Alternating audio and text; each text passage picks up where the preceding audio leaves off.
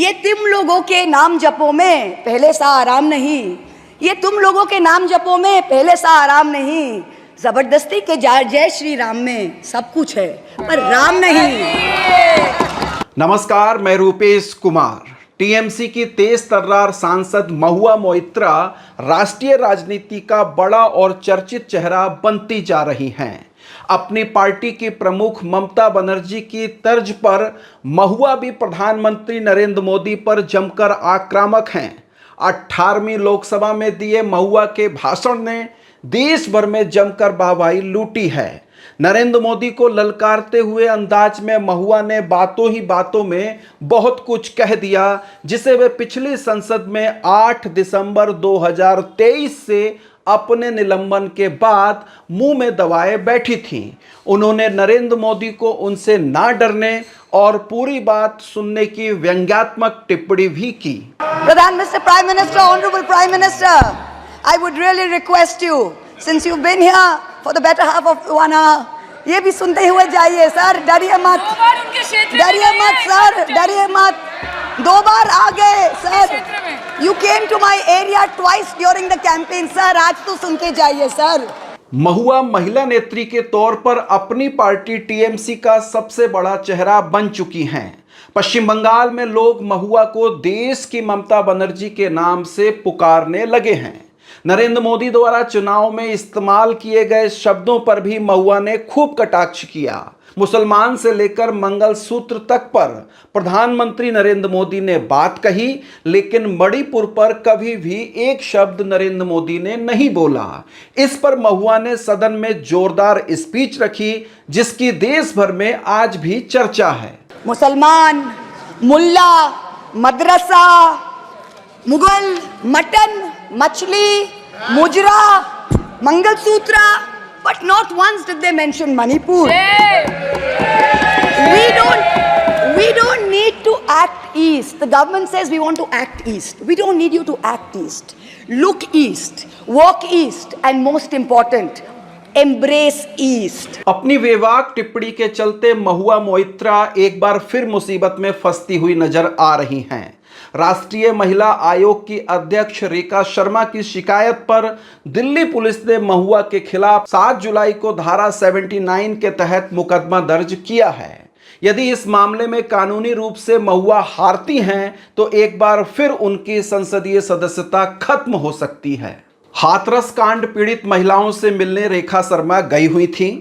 उनके पीछे एक व्यक्ति छतरी लेकर चल रहा था, जिस पर महुआ ने तंज कसते हुए कहा कि रेखा अपने बॉस का पायजामा पकड़ने में व्यस्त हैं। हालांकि बाद में महुआ ने ये पोस्ट हटा दी, लेकिन उनके खिलाफ मुकदमा तो दर्ज हो ही गया। पिछली यानी 17वीं लोकसभा में भी महुआ को अपनी संसद सदस्यता गंवानी पड़ी थी। भाजपा सांसद निशिकांत दुबे ने महुआ पर पैसे लेकर सवाल पूछने का आरोप लगाया था। बिजनेसमैन दर्शन हीरानंदानी ने एफिडेविट में बताया था कि महुआ ने उन्हें पार्लियामेंट्री लॉगिंग आईडी दी थी। मामला लोकसभा की एथिक्स कमेटी के पास गया। महुआ के निष्कासन पर वोटिंग हुई और इसके बाद महुआ की सदस्यता खत्म कर दी गई। 18वीं लोकसभा में वे फिर से टीएमसी के टिकट पर पश्चिम बंगाल के कृष्णनगर से चुनाव जीतकर संसद पहुंची हैं। इस बार महुआ पहले से ज्यादा मुखर होकर मोदी सरकार के खिलाफ बोल रही हैं। संसद से लेकर सड़क तक, मीडिया से लेकर सोशल मीडिया तक महुआ जमकर बयानबाजी कर रही हैं। मुझे बैठाने का चक्कर में जनता ने आपके 63 सदस्यों 63 जन को परमानेंटली बैठा दिया।